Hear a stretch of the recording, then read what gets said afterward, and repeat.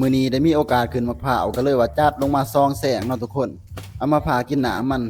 หวานๆเย็นๆยามเช้าเนาะแต่ว่าเฮาบ่ได้ขึ้นเองเนาะทุกคนหาเขามาขึ้นให้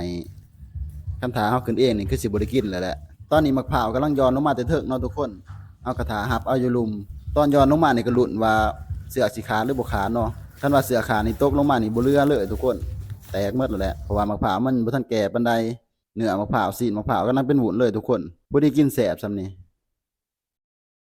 หลังจากที่ผ่าออกมาแล้วนี่เนื้อทั้งในมันก็สิเป็นแบบนี้เลยทุกคนหน่วยตัวที่เราผ่านี่เป็นแซงก้อนๆเนาะที่ว่าเราย้อนลงมาเสือมันขาดอะนะมันตกลงมาแล้วมันแตกทุกคนมะพร้าวนี่เป็นมะพร้าวพื้นบ้านธรรมดาทุกคนมันบ่แม่นมะพร้าวน้ำหอมกกมันก็สิสูงสิใหญ่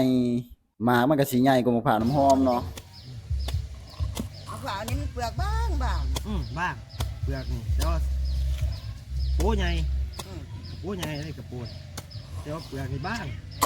มันติด เอาเป็นว่าตามนั้นทุกคนน้ำมะพร้าวหวานๆเย็นๆยามเช้าเนาะมื้อนี้อิ่มทั้งน้ำทั้งเนื้อเลยหลังจากที่พากินแล้วก็สิเอาแซงที่เหลือเนาะเอามาไว้อยู่เฮือนก่อนกกมะพร้าวนี่ก็คืออยู่หลังบ้านเนาะ